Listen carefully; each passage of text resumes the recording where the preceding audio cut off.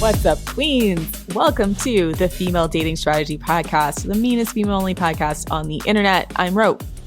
I'm Savannah. And I'm Lilith. And today we're going to discuss pretty privilege. What is it? It's been a controversial topic on the FDS, discussion boards or on Twitter for a long time. I think any privilege debate is going to spark controversy purely because you'll get people who are being accused of having privilege or that particular privilege, whether that's white privilege, class privilege, pretty privilege, saying that actually, no, it's not. But we'll unpack that in this episode. So you guys took opposite opinions about this on Twitter. So this is what sparked it, right?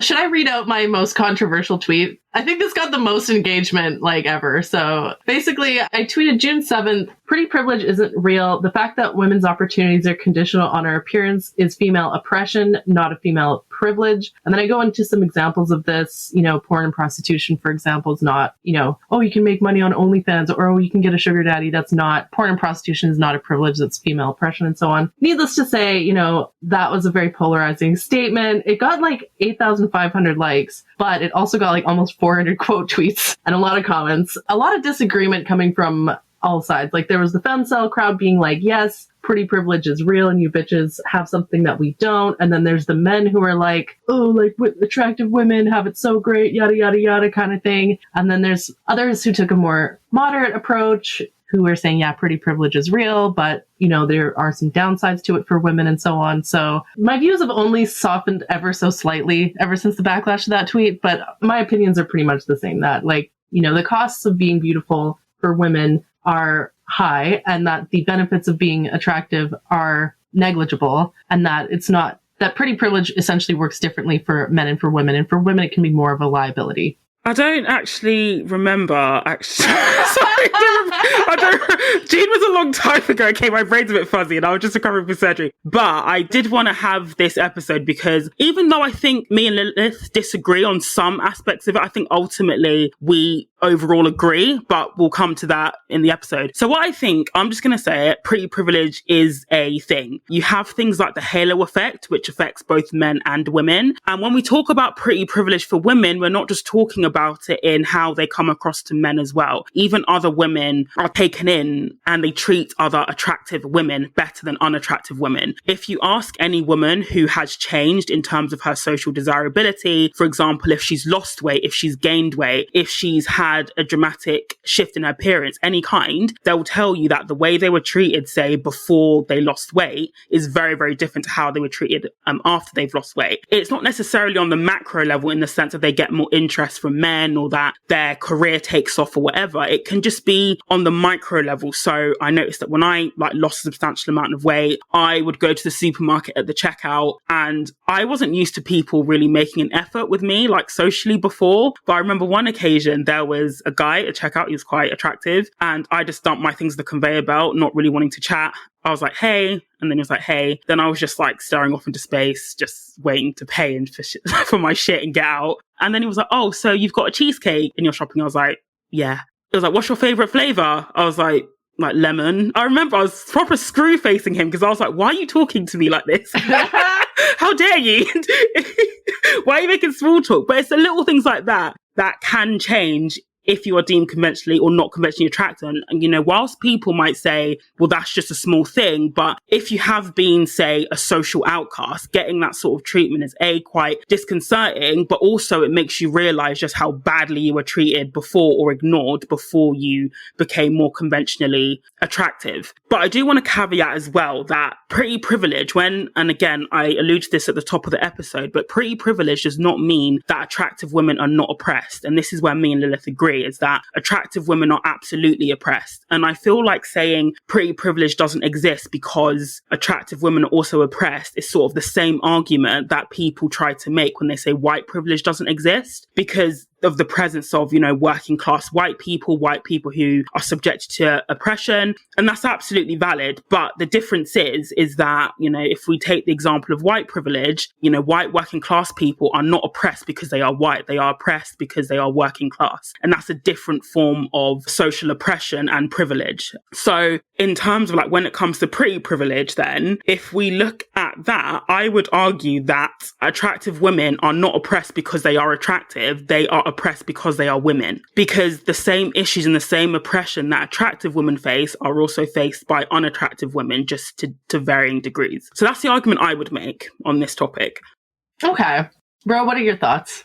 So I think pretty privilege has some benefits, but a lot of drawbacks and really hard limitations. And one of the things that I think FDS has as an overarching theme tried to impress upon women is that like you can't pretty privilege your way out of patriarchy, right? So like a lot of what people are considering to be pretty privilege or like you would be able to have if you were prettier, and I don't consider just like physical attractiveness part of pretty privilege. It's also just like the entire packaging of like the submissive feminine woman. And you see all these like lifestyle coaches and femininity coaches trying to like capture that feminine essence because they think that that kind of performative femininity is going to grant them certain levels of privileges in society that it often doesn't. And that's why I'm somewhat skeptical of the pretty privilege discussion, because there's a lot of women that really buy into that like Cinderella story that, okay, if I'm meek and beautiful and feminine, then like some Prince Charming is going to come out of nowhere and like take care of me, etc. And honestly, all it does is a lot of times get them exploited and abused. So I think when I think of pretty privilege,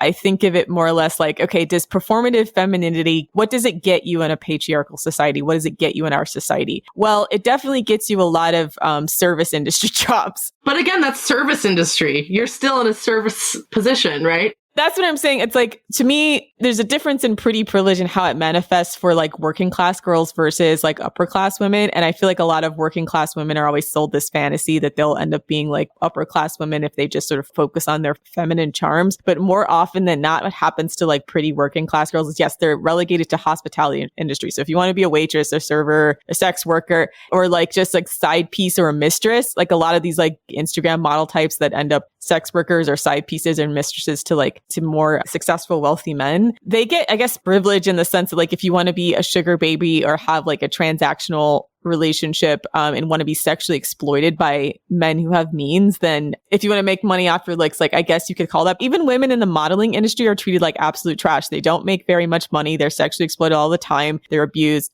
A lot of them are prostituting to like supplement income. A lot of them are raped. A lot of them are pressured into prostitution or tricked into it. So I want to say that like, okay, does it grant you certain things? And I'm like, well, I don't even know that it grants you like above minimum wage job, to be blunt, like even if you're like extremely beautiful, because models don't make that much. So when I look at it, I'm like, what does it give you as far as like tangible assets? Like if you have other skills besides being pretty, then I think being pretty obviously will give you a leg up. But a lot of women who like have this fantasy that like, I'm going to meet like a rich 6-figure guy and he's just going to take care of me. Like more than likely they date within their social circle because class privilege trumps pretty privilege. So you'd be way, way, way better off like trying to get your education. Even if you are a model, like putting yourself in the types of circles or giving yourself some kind of monetary power on your own. So even if you are a model, like getting endorsement deals or something so that you can like sustain your own lifestyle so that like when you get into these circles with men that you have some element of power and then they're just not straight exploiting you. Right. And dangling like a carrot of money above your head. I guess I just take the opinion that like, yeah, it gives you a little bit of a benefit, but it doesn't necessarily immediately translate into like real tangible power in the world. Yeah, like I feel like, especially if you're a woman, attractiveness privilege is like the least powerful kind of privilege that you could have, right? Like Savannah compared it to, you know, saying pretty privilege doesn't exist because attractive women are still exploited is similar to, you know, saying white privilege doesn't exist because of poor white people. The difference between that, I think, is that like whiteness, even for poor white people, isn't itself a liability, right? Whereas when you're a woman and you're beautiful under patriarchy, it's like the more beautiful you are, it also kind of puts a target on your back in a way, right? Like you just get more men that want to exploit you. Yeah, like unattractive women absolutely can be exploited, right? It's not like, you know, if you're a poor white person, being white is itself a liability. Whereas if you're a woman under patriarchy, being beautiful itself presents its own unique set of dangers, so to speak, or it increases certain types of danger.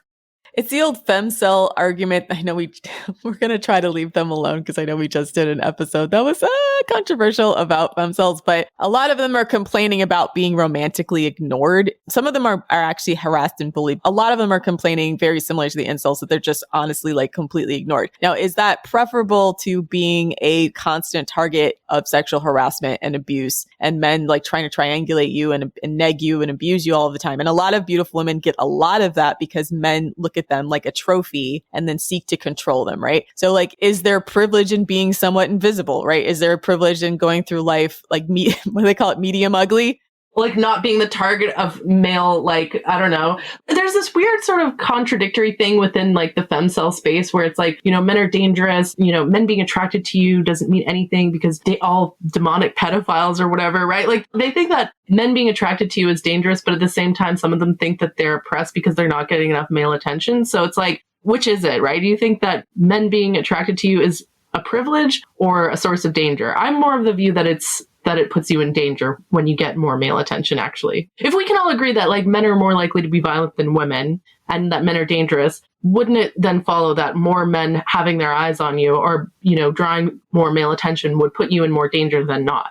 I think in the case of the femcels, it's not so much about wanting to get the same level of attraction as an attractive woman, but it's that element of social exclusion. Like I've said, if you can imagine being treated like you're literally invisible is not nice for anyone, even if they recognize that, that male attention is dangerous or whatever, but to live your life being ignored or being basically mocked. And it isn't even it's personally, sometimes in a way, for me personally, like when I was bigger, it was better to be, not really mocked, but it was more like at least they were taking notice of you, but people will literally look straight through you like you're not even there. And that is quite dehumanizing, especially if you're in a group of people and everybody is talking to your more conventionally attractive friends and everyone's ignoring you. That's not nice. And again, I'm not going to get into the oppression Olympics and say which one's worse, because I think that they're both bad in their own ways. And it also depends on the effect of the individual, because some women, they don't mind being ignored by men. In fact, they're perfectly happy just to not get any male attention. But I can see why a lot of women would feel uncomfortable with that and have that cognitive dissonance, because right from the beginning, femcels are also not immune to the patriarchal conditioning that everybody else is. Women have been told that your worth lies in whether or not a man finds you attractive or not. And, femcels aren't immune to that conditioning as well. And so when they don't get that, it's not just so much as that I'm not getting a man, it's the fact that I'm not even, seen as a human being. Can you tell I was possibly a quasi femcel when I was younger? No, I actually think that input is valuable. I think it is important to empathize with women who've had different experiences from you, right?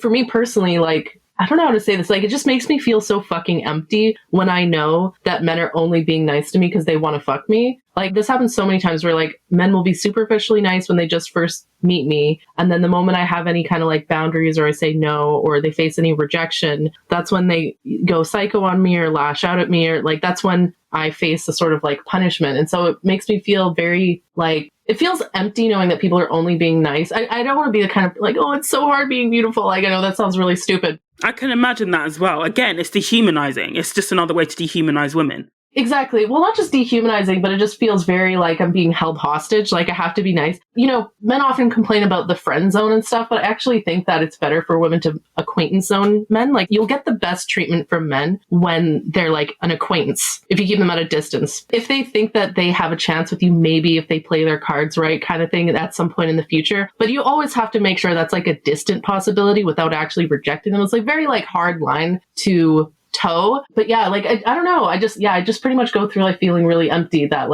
that sort of treatment is conditional.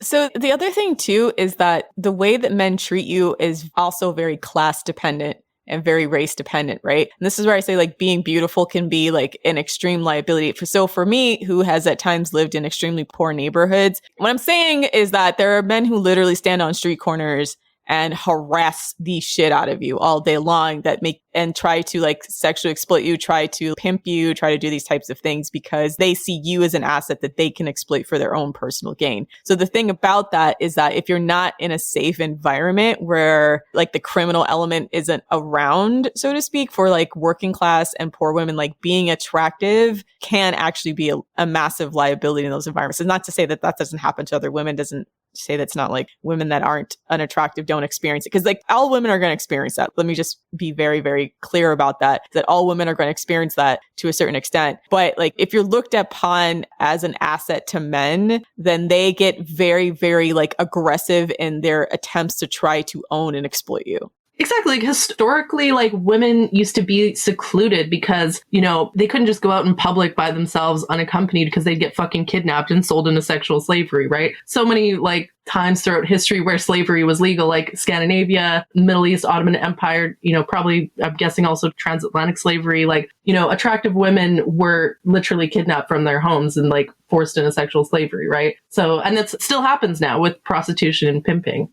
I mean, the guys will even say things, very vulgar things like, I bet I could get X amount of money for you, right? That's disgusting, yeah. They understand what men find sexually attractive. So they look at that person like, okay, I could get a lot of money for you. And so they almost look at you like they look at you like an asset that they could exploit or coerce. And even in countries that where women are forced into marriage, it's a very similar dynamic. Even though they're forced into marriage to one guy, they're also forced into that marriage because they look a certain way, right? Because like there's sort of an aggressive need for men to control that person. So I'm not saying like you guys should cry tears for like beautiful women all the time, but I'm just saying that like I feel like if you exist on the extremes, like if you're an extremely unattractive woman and you're extremely attractive woman, like they come with actually, it's a double-edged sword on both sides where it comes with like some benefits, but then also like some really, really big drawbacks as well. There's nothing wrong with being average. There's nothing wrong with being like medium ugly. It's okay to be average. Yeah. Medium ugly for the win. That's the real privileged woman who's here, is the woman who's, you know, attractive enough to not be socially excluded, but not so beautiful that she'd be literally kidnapped into sexual slavery. So, you know, that's the real privilege. That's a joke, by the way.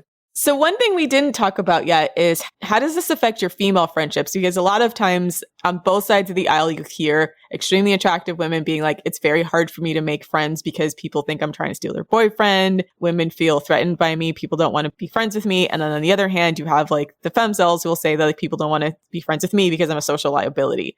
Okay, what you said triggered me so bad because, like, so recently we had a company barbecue. I met some of the spouses of some of the guys that I work with, and some of these women were just, like, hostile to me for, like, no reason. I'd never interacted with these women or barely even interacted with their man. And I'm like, why are these bitches being so hostile to me? Like, you know, like, do you think I'm going to steal your man? Or what do you, like, you think I'm his work wife or what? Like, what are you thinking is going on? There's nothing happening, right? And so I'm like, yeah, there's definitely times like that where I'm like, I don't know. But then there are other times where, yeah, I do feel like people want to be my friend. I don't struggle to make friends either, right? So it's a minefield. I do think that, you know, just like dating down is a thing, I believe that friending down is a thing, that people seek out friends who they perceive to be doing worse than them, whether that's in terms of their looks or career or their jobs or their money. So it's absolutely a thing. And again, a lot of people who have, I'll use example of like weight loss because that's what I'm familiar with, but a lot of people who have lost a lot of weight have said their friendships have changed. Like they noticed that, you know, when they became more conventionally attractive by losing weight, their friends were just not happy for them. They would make, you know, little digs at them, or they would just make it, or it would become apparent that their friend then became, I guess, annoyed that they were no longer the fat friend who made them look better. That happens all the time. In fact, when you have bariatric surgery, when you're on the prep for it, they do counseling specifically around relationships because the divorce rate after bariatric surgery is ridiculously high. Why? Because of what I've just said. People change. People realize that actually this person who I was with, because they're not conducive to my weight loss, because you get partners who they feel so threatened by their partner's weight loss, they'll intentionally sabotage it. The person who's lost weight might realize actually I can do better. Yeah. Okay, I can see that, yeah. But this also happens to friendships as well. Like they literally tell you like, you know, you're going to potentially lose your friendships, your relationships might change. And that's actually a real thing because of that as well. So yeah, I'd say it's absolutely a thing. People, if we accept that dating down is a thing, then like friending down is also a thing. So I always think it's interesting because I think for a lot of beautiful women, they wouldn't necessarily, unless they're extremely shallow people, and there are extremely shallow people, a lot of people just want to be friends with people just to be friends. And sometimes it comes across to them that it's not that they're trying to like befriend down. They just want to hang out with people they find interesting, but then they're perceived as a threat wherever they go, right? I don't know. I just love women. I just instinctively want to be friends with all women, whether she's more attractive than me or less attractive than me. And then I don't really think that much about that. But then it's like other people think about it more than I do. I don't know. I mean, some people, it just comes down to their security level. Cause I definitely been part of like school, work, whatever. Someone else comes to the job and they're attractive. And then it's like the established social order gets like their panties in a bunch, right? About like that. I bet she's stuck up. I bet she's like this. I bet. And like they put all these like imaginary traits on somebody that don't exist because they look a certain way, because they're ultimately like insecure and threatened. I've experienced it. I've also been a part of a crowd where like I was already established in that crowd, and then you're seeing someone else come new, and then like how the way that some women just like immediately start attacking other women for basically no reason. And if you watch reality TV, like you see that kind of stuff all the time. Like women tend to just eat a new person because they feel like they're attractive or anything, and they're not immediately like extremely meek and nice. Then like they feel like, oh, that person's a stuck up bitch. They're trying to steal your man. Like they basically ascribe every single negative trait a woman could possibly be to a woman because she's beautiful and she's not like quiet or stupid or something that they can feel superior about immediately. So, okay, what you're describing, there's a similar thing with like goat hierarchies. I've mentioned like I have relatives that have goats, and I love observing goat hierarchies because there's a similar thing where like there's the established social order, you know, with the does, the females, they're all kept in like one herd, right? And so they have a sort of established social order. And then if they bring in a new doe from another farm or something, or if one of the does leaves the farm for a while and comes back later, there's almost always like a giant like and they're like headbutting each other to try to figure out who's the alpha female kind of thing, right? Like there's always conflict whenever a new doe is introduced or reintroduced. They got to figure out what's the social order kind of thing. And so I don't know, goats are intelligent and social animals. Humans are intelligent and social animals. So, I mean, maybe that's just normal. You know what I mean? Like, that's just sort of to be expected with animals where there's a hierarchy and, you know, they're social and power struggles are real and so on. So I definitely know what you mean, where I talked about this a bit in the Surviving Office Politics episode, like the catfight episode, where, you know, my tip when you're entering a new office environment, new working environment, it's really important to like present yourself as non-threatening and not as a target of other, you know, if you want to win at office politics, you have to have as many allies as possible. Yeah, I mean, sometimes I do kind of present myself as like meek and non-threatening when I'm in a new social situation. It's not until later that people realize I'm not maybe so nice and non-threatening, but you got to have a good first impression, I guess. But it is something to be aware of as a woman, like, you know, going into a new social situation like that. You know, I actually, now that I'm thinking about it, it actually kind of pisses me off that I have to be meek and not present myself as meek and non-threatening just to like not be attacked, right? Yeah, that's a specific type of sexism that I don't think people realize. Like I can't just be myself. What do you mean? I don't know if you've found this to be true or not, Savannah, or if like you've heard about this, or like where women who were overweight and then lost a lot of weight, that like their personality is not acceptable on a beautiful woman, on a thin woman. That certain aspects, like being kind of an asshole or speaking your mind, I don't even call it being an asshole. I think being an assertive woman or being a woman who sets boundaries is like more accepted. Yeah, 100%. 100%. If you're not conventionally attractive, if you start to get like more attractive, then people just like descend on you like you're a problem. I think that's a function of misogyny and patriarchy, where like they need beautiful women to be like submissive. And it's like women who are both attractive and assertive get so much more hate than women who are just one or the other, but not both, you know? So that's the other thing. It's like you're seen as more of a threat if you're attractive and assertive at the same time, which again, I feel like it's a great liability to women, because this doesn't apply to men, by the way. Like a man who's attractive and assertive is seen as more respectable than a man who's one or the other. And to be fair, like, you don't get people saying, so who's an attractive, Chris Hemsworth slept his way to the top of Hollywood. But how many attractive actresses have been accused of that, even if it's not true? Exactly.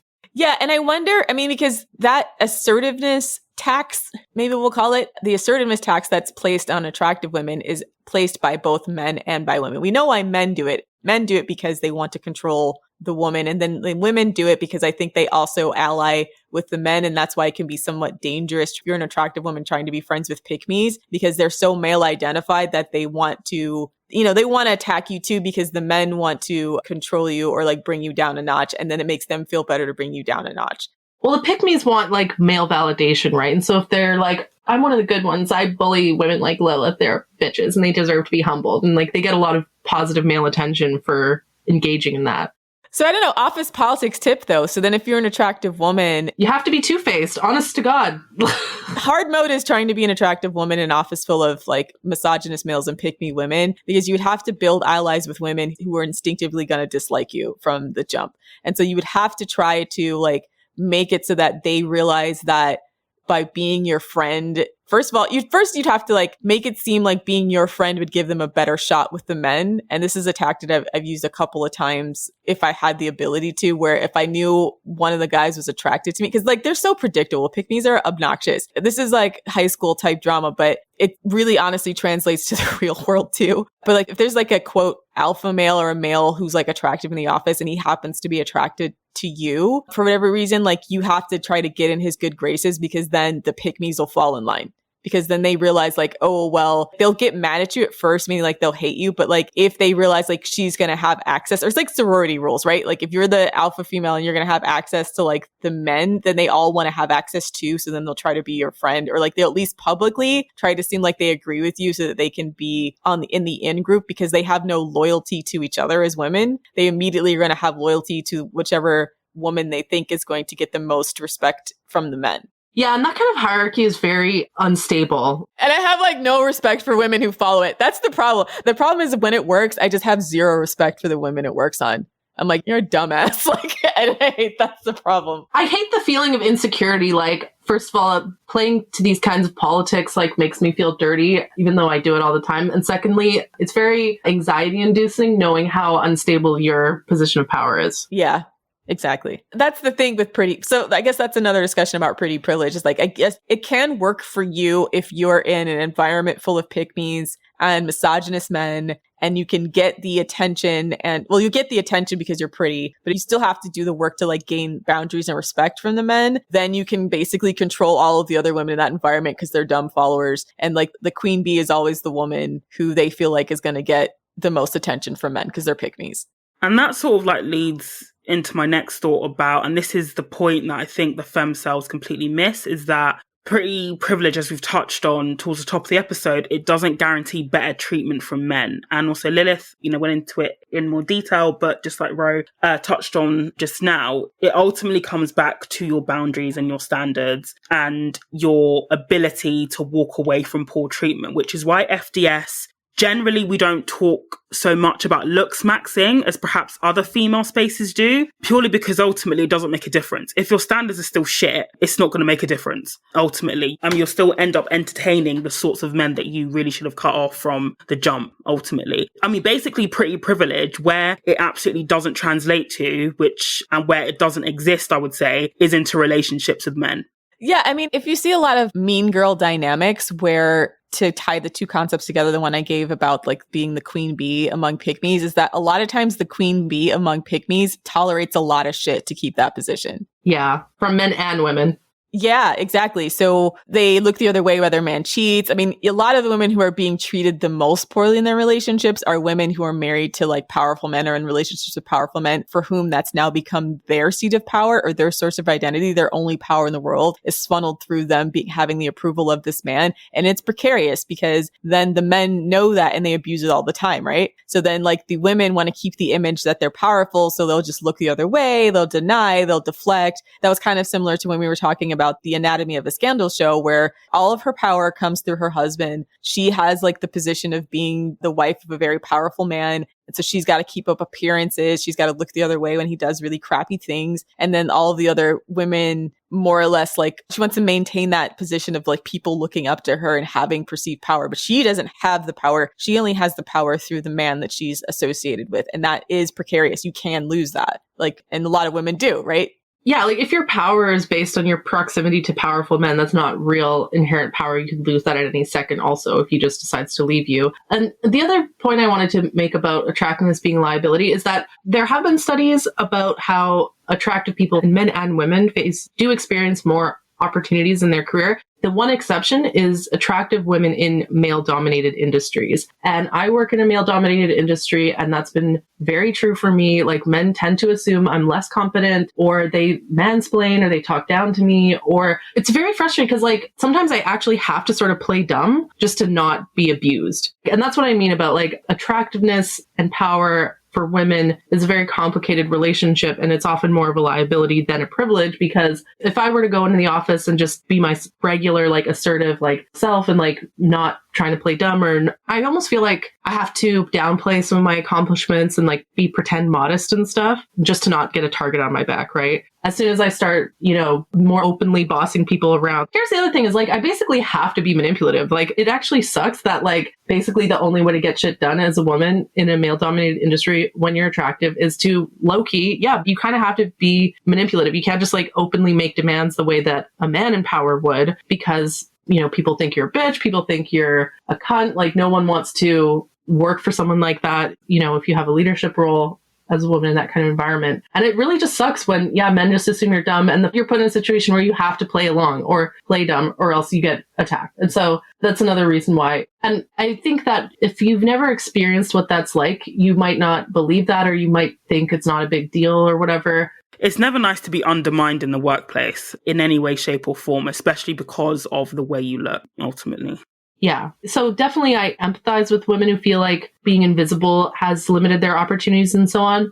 And I guess what I'm kind of hoping for is that, women who have not had the same experiences as me, that maybe they'll empathize with my experience, and that maybe, we can work together to overcome patriarchy. That's like what I would like. That's like that's what I want, but it's unfortunately not always realistic. And a lot of women, regardless of their looks, just don't have any loyalty to other women. And that's what it comes down to, because you have both groups pointing at each other. I mean, it's a divide and conquer strategy, right? If they pedestalize certain types of women, and those women, especially if they're power hungry, like Serena Joy types, if you've ever seen Handmaid's Tale. So like you have like the Serena Joy types who like revel in this power position, even though it's limited and dependent on the men in their lives. They're very antagonistic, and they weaponize their pretty privilege against women who are less attractive. They want to be the queen bee. They want to exploit other women. They like being there. And the irony of this is that part of the reason why feminism is constantly like losing ground, even by purported like feminists on the left, is that because women at the top of the hierarchy in both these situations, actually, I feel like a lot of liberal feminists as well as like conservative types do this all the time. Like it's a way for them to have a certain level of privilege that they can weaponize against other women. That's how like the hashtag girl boss type of thing came about, where it just became about like women doing these like multi-level marketing schemes, and like where it's based on their looks, etc. And then like not really walking the walk when it comes to actually empowering women by any type of means. Or they just want to like look and sound like a feminist, but not actually make any real tangible change. And those types of women tend to get elevated within institutions that have men at the helm of them, right? You have a lot of women that talk feminist, so to speak, but like ultimately they're in it for themselves. They don't see women as a class. And that's the difference between like liberal feminism and radical feminism, and when we were talking to Dr. Gail Dines, what she said very similarly, like there's a certain level of feminists, they're always like, I got mine and fuck the rest of my sisters, right? And then like, I think conservatives are a little bit more open about the fact that they're like that. Although like they look at it more like from the perspective of like marriage, where like a lot of these women like they get leadership roles in the sense of like, they're the PTA mom and they have this and they have that. They want their kids to have the best and they want their family to have the best. They don't really care about women outside of their group. I just think that tendency for women who are at the top of the hierarchy, whether it's class privilege or beauty privilege, to weaponize it against the rest of women is why we don't get anywhere. And then the women at the bottom, the women who don't have those things, sometimes they're a little bit overzealous because of like these shitty women who are like that. And then like they attack any woman who they think might be a threat because they think she's attractive or she has this. And so she's automatically going to be against me and she's automatically going to be a problem. They just like look at a woman and they find excuses to tear her down immediately. Right. So like those two factions are always warring with each other. Instead of with men, who are the ones oppressing all of us. Instead of with men. There we go. Yeah. And that's why I think pretty privilege is really like the crux of like maybe a lot of feminist fights. Or perceived pretty privilege. Because again, like I feel like the people who don't experience pretty privilege, they vastly overestimate the benefits and they don't seem to realize the hazards that are associated with it, or they minimize those hazards. And so that causes them to just feel less and less, there's this belief like, oh, if this sort of fight the power thing, oh, if you have more power than me, if you have more privileges than me, then it's okay for me to attack you. But then it just creates that infighting within women. And it also takes out the nuance that pretty is subjective. There are people that will look at Beyonce and say she's not attractive. Like, it's not a one and done thing. But it's actually true. Like, there's not, I remember Anthony Joshua, who is like a really hot boxer in the UK. He was accused of sleeping with Amir Khan's wife. So Amir Khan was a fellow boxer, and his wife is, you know, your typical, I guess, Instagram baddie almost. She's had a lot of plastic surgery, like hair extensions a lot. And he basically, Anthony Joshua was like, yeah, now I prefer BBWs. And everyone lost their minds over it. Yeah, so he was like, and this is, if you Google Anthony Joshua, like he is, I would say, a very, very attractive man. He's very tall. He's very rich. And even he was like, I prefer BBWs. So it's just like this whole concept of even pretty and attractive is highly subjective anyway. Yeah, that's true. I'm looking. Actually, both Amir and Anthony Joshua are quite handsome. Yeah, his wife is very thin. Your typical Instagram baddie, right? Basically. Insta baddie look, yeah. And he was like, yeah, now I prefer BBWs, LOL. Eyelashes to the gods, darling. So yeah, it is subjective. And also you can age out of it. That's the other thing. That's the other elephant in the room, is that you can age out of your pretty privilege. And so the women whose entire power... Oh, we got to be careful with this, because when we talk about the episode where I said, like, oh, some of these toxic queen bees, they age out of being fuckable. For some reason, like, a bunch of women over 40 took that as, like, me saying, you know, women over a certain age are objectively unattractive. I don't think that. I think there's a lot of beautiful women of all ages, right? My grandma's, like, almost 90 and she still has suitors, right? Okay, so your attractiveness as a woman doesn't end, like, when you get older. What I'm saying is we're talking about, like, what males idealize, and males... Under the rules of patriarchy, yeah. Under the rules of patriarchy, yeah, like, men do favor younger women, unfortunately. Like, that's just the reality of it. But also, like, the older you get, the less men are older than you, right? Like, so... A lot of guys are into MILFs, though, and cougars, so, I mean, there's that. MILFs and cougars, but I'm just saying, like, if you think of the average company, I don't know what the average age of, like, a person who's, like, the CEO of a company, they're probably going to be, like, somewhere in their 40s or 50s. So, like, if you end up in your 40s and 50s, then there's just not as many men. It's like if you're 20, then there's men who are 30 years older than you all along those type that have power, etc. If you're 40, there's not as many men who are like 50 to 70, right? Or like 40 to 70. So it's like, to me, like, you don't necessarily stop being beautiful, so to speak, so much as that, like, the population on the other side of your age and the upper age becomes smaller than the population that's younger than you. So that's just what happens. It doesn't mean like you're suddenly like ugly. It just means that, like, you know, kids want to date kids. People tend to date people their own age. And also men die younger, right? So as a woman, the older you get, the smaller your dating pool if you're looking for men the same age as you, because yeah, again, men die younger. So yeah.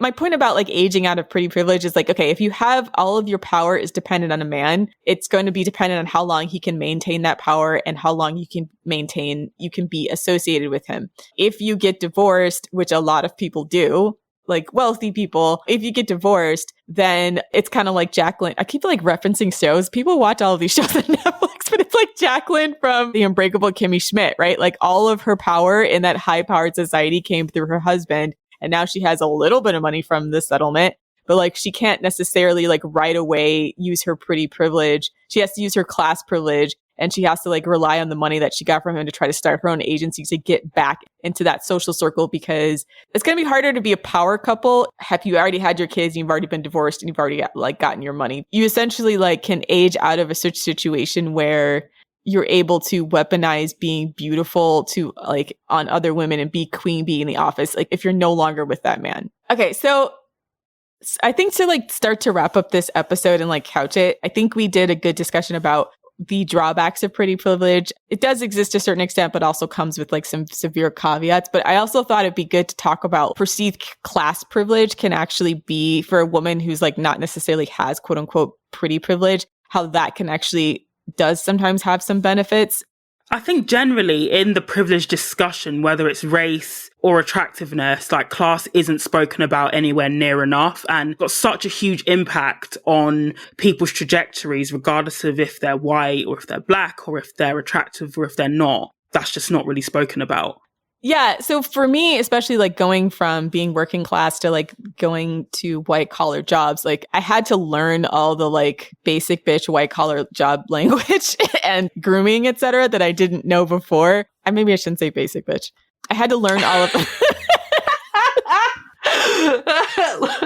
I say basic bitch, you know what I'm talking about, right? Like someone who like shops at like Tory Burch, right? And And it's also the stuff that you couldn't afford to do before as well, you know? Yeah, I couldn't afford to do it. Maybe I shouldn't call them basic bitches, but like the pumpkin spice latte drinking, Ray Dunn, like it's become like a trope where like there's an image that certain like middle class, mostly white women who come from like specific types of educated backgrounds, that's how they look a certain way, which is like a world of difference from a person who comes from my background came from. So like one of the things that I had to learn was how to physically like change my wardrobe or my dress so that I fit in with this environment, but also looked authentic to myself. And this is when we talk, that's where a lot of people who are not of that demographic talk about like how hard it is to be professional. And there's been controversies and discussions about like different types of hairstyles that are appropriate for work. Because if you don't look a certain way, you know, if you don't have like straight long hair, you know, that's always like considered the most professional. But if you have curly hair, you know, obviously if you have kinky coily hair, if you have natural hair, what kind of things you have to do to look a certain way to get that privilege. So like you can be really pretty, but you'll never get access if you don't have certain class signifiers, which is really hard to understand and swallow unless you've been part of that circle. Yeah. This is also part of the reason why, like, when I was on recruitment panels, I would always disregard what the candidate was wearing, unless it was like deeply inappropriate or offensive or they came like naked or something. But if they weren't dressed in a suit and a tie or a business suit, it wouldn't count against them in my mind because that shit's expensive. But all those sorts of factors, it's now common for that to potentially work against you if you're not dressed properly for an interview. But we don't think, well, actually, the candidate even afford to dress well for an interview. We don't think about that sort of, I guess, class oppression enough as well. And it's very real. And part of it is because so many of the like white collar jobs, especially if they have a public facing aspect to it, like if you work sales or you work consulting or you work finance or you work something where you're interacting with people all of the time, they want you to be perceived as an authority and they want to project the image of success. And like as a woman, they want you to look like a trophy or as a person who is someone who could be a Fox News anchor. Yeah, exactly. They want you to look a certain way because they want that class privilege they want you to look like you're above the other people they're basically trying to sell things to or scam, right? So that's where I'm saying like the pretty privilege aspect of it. And you'll see stuff like this with women that have multi-level marketing schemes or Tupperware or like even Mary Kay to a certain extent. Like, you know, they want you to project that I'm being successful for Mary Kay. So they want you to dress a certain way. They want you to look a certain way. They put a certain amount of products, etc. And that is to give you like a certain level of class privilege and perceived privilege over other women. So like just being pretty, quote unquote, isn't necessarily just the key to like a successful, like the class markers and the ability to afford the things, like you belong to a certain social circle and a certain economic demographic actually becomes a lot more important because overall you don't see men like going to Walmart and like trying to clean up a girl who works at the checkout aisle, right? And that's like where I'm saying the pretty privilege thing is so limited. That's why you see a lot of women now trying to like invest in their Instagram. And like, if you're wearing Fashion Nova, you're probably not going to be in that circle. They start buying fake designer bags though. Like, why do you think the fake designer the fake designer market is so big? I support fake designer, honestly. I think, fuck those companies. Why are you charging $5,000 for a purse? Honestly, if they can make the same exact purse in China for like $30, pennies, and then charge you $200 for it instead, honestly, good for you. I think I support that. I support scamming these or undercutting these companies for rich people. Fuck them. The knockoffs are probably being made in the same factory and then someone sneaking it out and selling it for slightly above cost because there's no scarcity in half of these bags. It's all class privilege. It's all luxury privilege. Yeah, like Louis Vuitton like burns their merchandise instead of, selling it on clearance because they don't want poor people to have it, So I actually support the fake designer market for that exact reason. Yeah, fuck the rich. I think it does exist. This is my closing argument. I think pretty privilege does exist, but like Ro and Lilith have pointed out, ultimately, women who are attractive are still bound by the same, patriarchal constructs and oppression as women who are not deemed conventionally attractive. So ultimately, we're still all in the same pit of shit together. I agree. Yeah, my closing argument is pretty much similar. It's like pretty privilege as a woman. It all comes down to cost-benefit analysis. Like the costs of being beautiful are high. And I didn't even talk about the cost of all the actual material costs of all the beauty products, all the money I've probably spent over the course of my life on, hair, makeup, nails, clothes, everything, right? The actual costs of being beautiful for women are so high socially, financially and so on. And the benefits are pretty minimal. Like what? Free drinks. You get more male attention. I feel like for women, pretty privilege is very much overblown and it's more of a liability. And I keep making that argument for plastic surgery, just the amount of women who are putting all of their life savings to get plastic surgery for minimal life benefits. Yeah. Unless you're like a celebrity, why are you getting plastic surgery? That doesn't make any sense to me. Yeah. I know it's getting a lot more affordable, but like it's affordable and it looks cheap and affordable. Like you can tell the difference between affordable plastic surgery and celebrity plastic surgery. Affordable plastic surgery. Exactly. So it's getting more affordable, but it's marginally like, I know that they have all this like lines of credit you can get to get certain procedures done. And I'm like, well, first of all, how are you going to pay that back working how you work now? And realistically, a lot of them are still dating the same types of men that they were dating before. So you're not even seeing them like get a bunch, a man who has more money so that like he can pay for your now plastic surgery that you went into debt for. And it doesn't really increase their career prospects either. So again, it's not like the surgery will eventually pay off itself. Unless they're legitimately a sex worker or a stripper. And also sex workers have even said it doesn't really change how much they can charge for because, most other strippers and sex workers have had some form of surgery. Like, because the field is so saturated, if a guy wants the BBL look, he can easily get it. And oftentimes he can find a woman who is going to be cheaper than somebody who thinks that they can, whack on an extra $1,000 just because they've got silicone in their tits now. Like, it doesn't even guarantee that. Facts. It's true. And the cost to your health is really, really high. So once again, like pretty privilege has its limits. The pressure to be pretty costs a lot and doesn't necessarily give you tangible benefits or power in the real world. And it exists as a entity in which like women can weaponize it against each other to keep men in power. So both the women who feel unattractive, who just immediately, antagonize and ostracize women who they perceive to get more attention from them, cough themselves. And then also the women who are like thinking that their power and proximity to a man and then use that to weaponize against women who are less attractive or have less privilege than they are. So in conclusion, what do we want to say? Pretty privilege is a thing, but it's not the thing you think. Yeah, the costs are higher, the benefits are minimal, and instead of fighting over pretty privilege, ladies, let's just all come together and realize we're all being fucked by the patriarchy and overthrow it as a team. Let's go. Facts.